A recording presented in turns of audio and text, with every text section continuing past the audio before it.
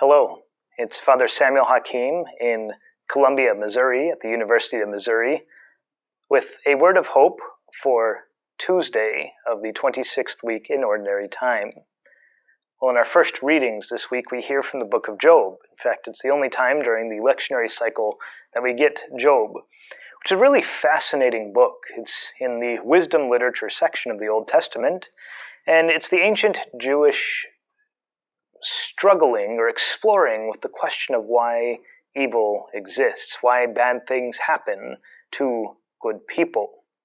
It's a question that we often hear about in faith struggles today, right? How many of our friends and family might walk away from the faith or struggle with their own faith, or maybe we ourselves do, because of the fact that bad things do happen to good people. How can an all-good God let these bad things happen?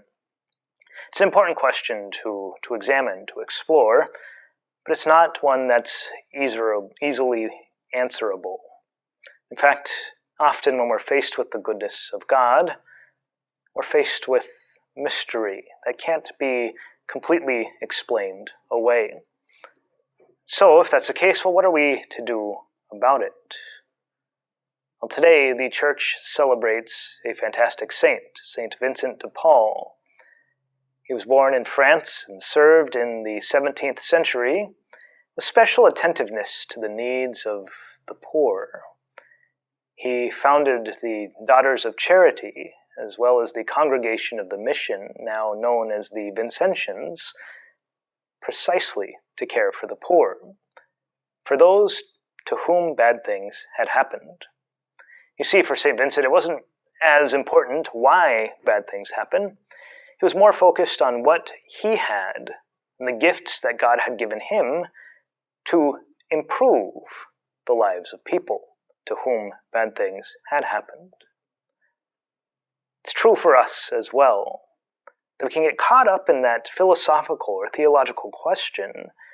We can sometimes ignore the fact that despite bad things happening in the world, despite the existence of evil, God equips us with good.